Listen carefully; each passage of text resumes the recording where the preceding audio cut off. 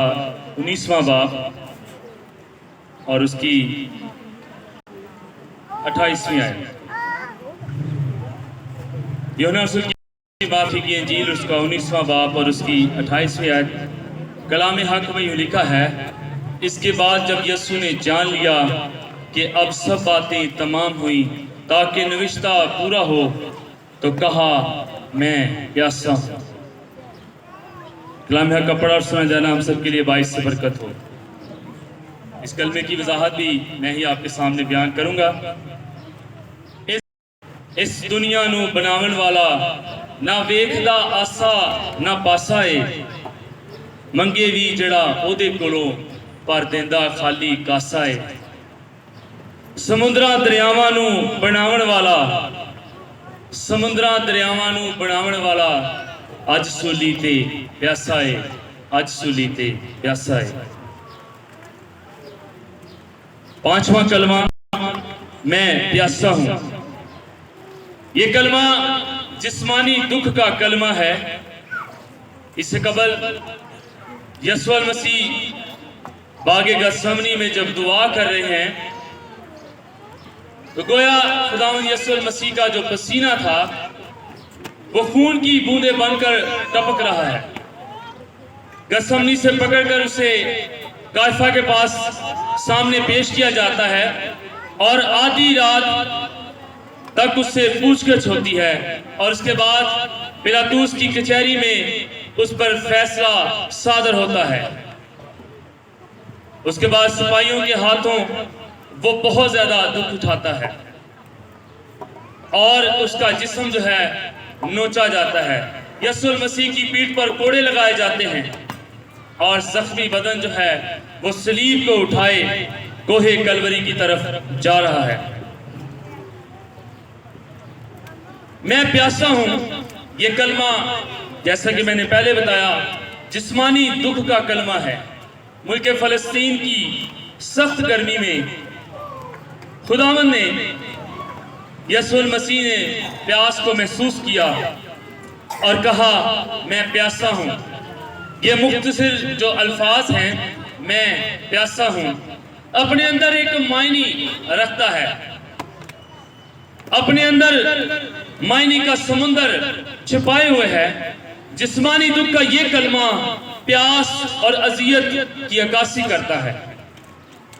प्यास ना बुझने की तकलीफ उस अमीर आदमी से पूछें जो बाप अब्राहम से पानी के चंद कतरों के लिए मुल्तजी है।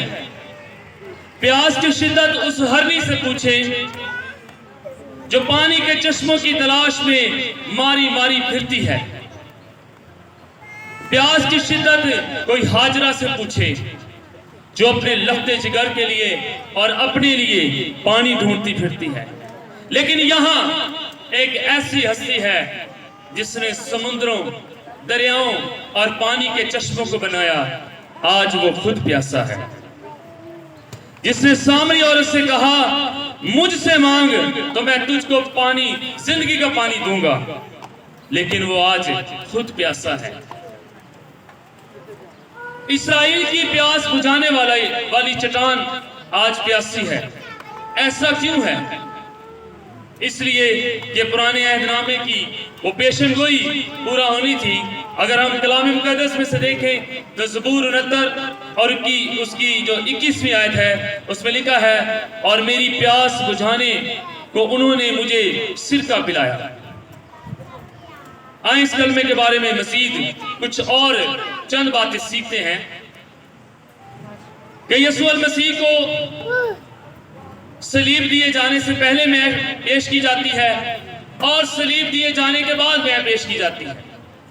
जो पहले मैं दी गई वो कौन सी मैं थी और जो बाद में मैं दी जाती है वो कौन सी मैं थी? यीशु मसीह को जो पहली दफा मैं पेश की गई, यीशु मसीह ने क्यों ना पी? मत्ती 21 बाब और उसकी 33 और 34 आयत में लिखा है, और उस जगह जो गलगता यानी खोपड़ी की जगह कहलाती है पहुंचकर पत मिली हुई मैं उसे पीने को दी, मगर उसने चख कर पीना ना चाहा। मरकस 15 बाब 22 और 23 आयत में लिखा है, और वो उसे मुकामे गलगता पर लाए जिसका तर्जमा खोपड़ी की जगह है, और मुर मिली हुई मैं उसे देने लगे मगर उसने ना ली। इससे बेशतर यीशु के हाथों और पांव कील ठोके जाते, उसे एक मैं पेश की जाती है जिसमें पित्त और मुर मिला हुआ था।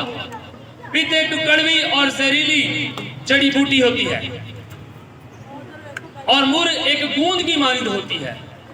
याद रखिएगा, पित्त जो है एक कड़वी और जहरीली जड़ी बूटी होती है, और जो मुर है एक गूंद की मानिंद होती है जो जिस्म को सुन्न कर देती है, और उसका असर एनेस्थीसिया जैसा होता है। जब कोई किसी का एक्सीडेंट होता है या किसी को चोट लगती है और जिसे हम कहते हैं कि टांगे लगाए जाएंगे, तो उसको एक इंजेक्शन लगाया जाता है, उसे एनेस्थीसिया का इंजेक्शन कहते हैं, जिससे जिस्म को सुन्न किया जाता है ताकि डॉक्टर को मुश्किल ना हो उसको टांगे लगाने में, उसके जिस्म में जब वो टांगे लगाए जाते हैं उसको मुश्किल ना हो। तो इसीलिए यीशु मसीह को भी वो मैं पेश की गई जिसका असर एनेस्थीसिया जैसा था, जिससे मुजरिम को तकलीफ का एहसास कम हो जाता है और उसकी होश भी जाती रहती है। और जो रूमी सिपाही थे उनको भी आसानी होती थी कि उसके हाथों और पांव पर कील ठोकने में। कहते हैं कि यरूशलेम में एक अमीर औरतों का ग्रुप था जो मैं तैयार करता था।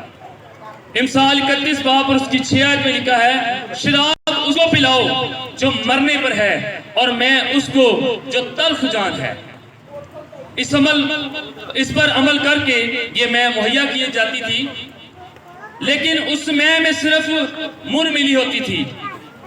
लेकिन यहाँ मत्ती की इंजील के मुताबिक इसमें पित्त मिला दी जो कड़वी और जहरीली थी, ताकि उससे यीशु के लिए और भी अजियतनाक बना दे और उसका तमस्कर उड़ाया जाए। सो हम अंदाजा लगा सकते हैं जो मैं औरतें बनाती थी वो ये ना थी जो यीशु को पेश की गई, बल्कि ये मैं जो थी रूमी फौजियों या रूमी लीडरों की तैयार करता थी। लेकिन यीशु मसीह ने ना चखी, इस पित्त और मुरमिली को ना पिया जो जिस्म को सुन कर दे और तकलीफ को कम कर दे। यीशु किसी शॉर्टकट के चक्कर में था, वो सलीब का दुख बर्दाश्त करने के लिए इस दुनिया में आया था। यीशु आसान रास्ता इख्तियार नहीं करना चाहता था और वो नहीं जानते थे कि यीशु इससे भी ज्यादा कड़वा प्याला पीने को था जो मेरे और आपके गुनाहों का प्याला था। यीशु को दूसरी दफा दूसरी दफा पेश किया जाने वाला सिरका कौन सा था, स्पंज और जूफा क्या है, इसके बारे में भी हम देखेंगे। इस कलमे में लिखा है, जब इसको हम तीनों अनाजील में पढ़ते हैं, ये जो सिरका पेश किया गया था, ये सिरका फौजियों और आम आदमियों के लिए आम मशरूब थी।